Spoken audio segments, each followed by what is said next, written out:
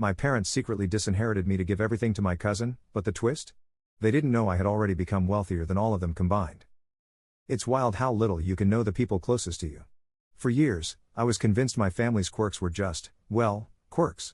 Funny little things we'd laugh about later, but nothing serious. But looking back, it's clear now I missed every single red flag.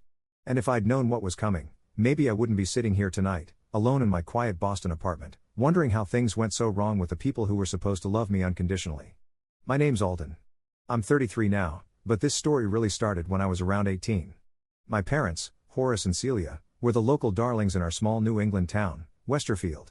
Westerfield is one of those places that feels like it belongs in an old storybook: white church steeples, brick sidewalks, and a main street lined with mom and pop shops that everyone knows by name.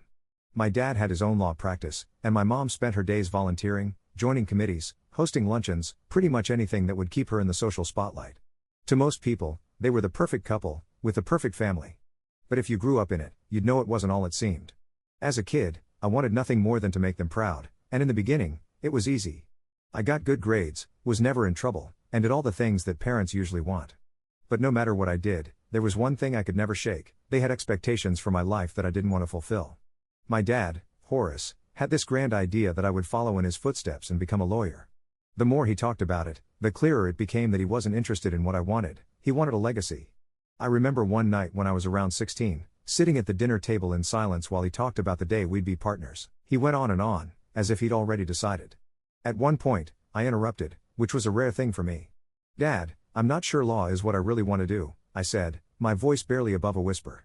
His fork stopped midair, and he turned to look at me, his mouth set in a line. My mom was watching us both, her eyes darting back and forth like she was watching a tennis match. "What do you mean?" he asked, his tone sharper than I'd expected. "I mean, I've been thinking more about computer science, about software, you know? There's a lot happening in tech," I said, my heart pounding in my chest.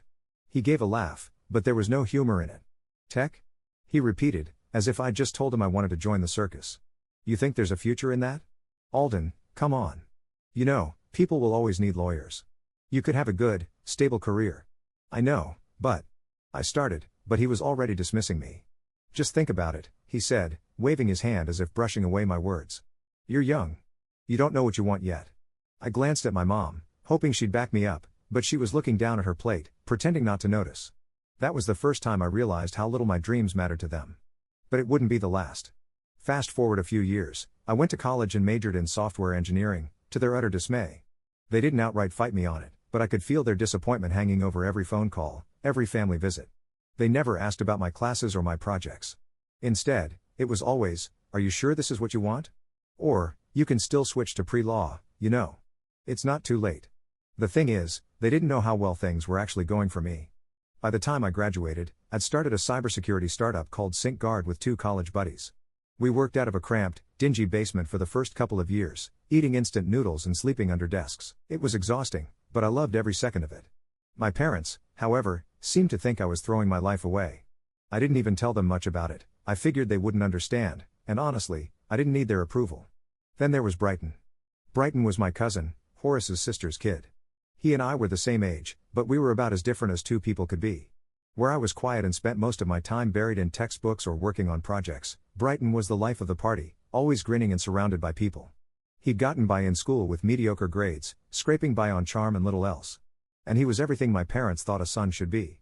Charming, charismatic, the kind of guy who could make friends with anyone. They adored him, always gushing about his big personality and his gift with people. I can't tell you how many family dinners I spent listening to them sing his praises. I'd be sitting across from my dad, who'd barely look up from his plate when I spoke, while he'd laugh at Brighton's stories like they were the most brilliant things he'd ever heard. Brighton, meanwhile, would glance at me with that smug smile, as if he knew he was the favorite. And maybe he did. Years went by. SyncGuard grew, slowly at first, but by the time I hit 30, it was thriving. We'd landed a few big contracts, and I was making more than enough to live comfortably. I moved to Boston, kept a low profile, and rarely mentioned work when I visited home. My parents, as far as I knew, thought I was just scraping by, running some little computer thing that would probably fizzle out any day now. And maybe part of me liked that. Let them think I was failing, I thought.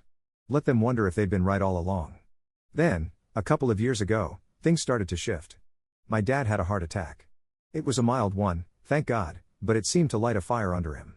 Suddenly, He was talking about legacy and making plans. I visited him at the hospital, sat by his bed as he rattled on about family and how he wanted to make sure we'd all be taken care of. It felt off, but I didn't think too much of it. Then one evening, I was back at the house for dinner. Brighton was there, sprawled out in the living room like he owned the place. He greeted me with a lazy grin, tipping his drink in my direction. "Hey, Alden. How's? What was it again? Cyber stuff?" I bit back the urge to roll my eyes. "Cybersecurity," I said, not that he cared. "It's going well, actually." Brighton chuckled, leaning back in the armchair, looking perfectly at ease in my parents' house. Cool.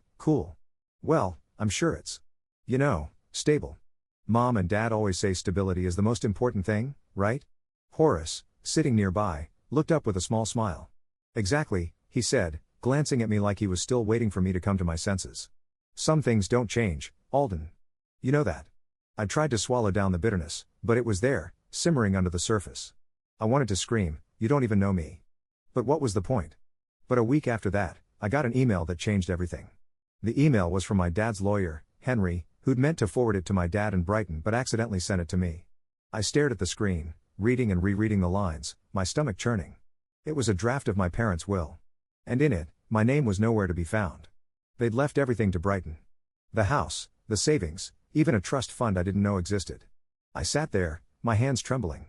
My mind raced with questions, disbelief, and anger. How could they do this? After everything I'd done, after spending years trying to make them proud, they were giving it all to Brighton, the one person who'd never cared about anything but himself. In that moment, the urge to confront them overwhelmed me. I wanted to drive to Westerfield, throw open the door, and demand answers, but then, I took a deep breath and stopped myself. Why should I give them the satisfaction? Why should I let them know they'd hurt me? Instead, I sat back and smiled. I took a deep breath and leaned back in my chair, letting the realization settle over me. My parents had betrayed me, plain and simple, but in their betrayal, they had handed me something even more valuable than money. They'd given me clarity. I didn't need them. I didn't need their validation, their approval, or even their inheritance. But I did need to even the score. Not out of spite, but because they needed to understand that you can't treat people like that, especially your own child, and just get away with it. I'd spent my life believing that being the bigger person meant letting things go, but I'd let too much go with them already. It was time to turn the tables. And if I was going to do it, I'd do it in a way they'd never see coming. I started by gathering information. My father, despite his supposed skill as a lawyer, wasn't exactly discreet when it came to his financial affairs. He left papers lying around his office, and I remembered that his computer passwords hadn't changed in years. It was disturbingly easy to find what I was looking for: their accounts, assets, and, most importantly, details of their arrangements with Brighton. I learned that they'd set him up as a co-trustee, given him power of attorney over certain assets, and even funded a business venture he'd started, one that, by the looks of it, was already tanking. Then came my chance to put my plan into action. About a month after I found out about the will, my father called, his voice more cheerful than I'd heard in years. "Alden, we're having a little family gathering next month, just a small thing, and we'd love for you to be there." I knew immediately what this was. They were finally planning to tell everyone about their legacy, about how they'd decided Brighton would inherit everything, their beloved golden boy. They probably figured I'd smile politely, maybe feel a little pang of disappointment, but in the end, they assumed I'd keep quiet. They had no idea what was coming. The day of the gathering arrived, and I drove to Westerfield feeling strangely calm. The air was crisp, the sky a clear autumn blue, and the house looked exactly as I remembered it. My mother greeted me at the door, her face lighting up with what I could only call nervous excitement. Brighton was already there, lounging by the fireplace with a glass of wine in hand, flashing me that same smug grin he'd always worn. "Ah, Alden," he said, raising his glass. "Welcome back to the family estate." I forced a smile. "Brighton. It's always a pleasure." Dinner was a tense affair, with small talk and forced laughs filling the room. My father kept giving me sidelong glances, as if gauging my reaction to something I didn't yet know. Finally, as dessert was being served, he cleared his throat and looked at my mother, who gave a little nod. He turned to me, a serious expression on his face. "Alden," he began, "your mother and I have made some decisions about our estate. We wanted to share them with you tonight, as a family." I nodded, keeping my face impassive. "I'm listening." "Well," he continued, choosing his words carefully, "we've decided to leave the bulk of our estate to Brighton. You've been so successful with your career, and we're very proud of that. We figured you didn't need our help anymore. Brighton, on the other hand, could use a little extra support.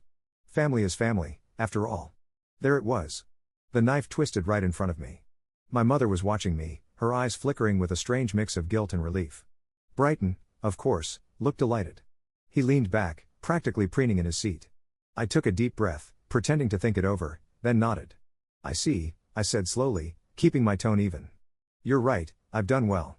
But you're sure about leaving everything to Brighton? Horace nodded, his face a mask of self-satisfaction. We are. He's family, and he deserves the chance to build a stable life. That's true, I replied, giving a small smile. Well, I actually have something to share, too. The room fell silent, all eyes turning to me. I reached into my pocket and pulled out a thick envelope, setting it gently on the table.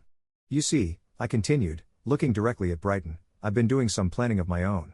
Sink Guard's been expanding, and I thought it would be nice to invest in a few local ventures. Brighton's smile faltered a little. What do you mean? Well, Brighton, I recently bought out the mortgage on this very house. And your little business? The one Mom and Dad funded? I'm afraid I'm your new landlord. I watched the blood drain from his face as he stared at me, completely speechless. I turned to my father, whose mouth had dropped open. Horace, you always taught me that a good lawyer knows how to protect his assets. I thought it would be wise to diversify, so I made sure I had control over a few key family properties. My mother looked like she was about to faint. Alden. You can't be serious. Oh, I am. In fact, if Brighton defaults on his lease payments, something I imagine he might, given his track record, well, let's just say I won't be as generous as you were.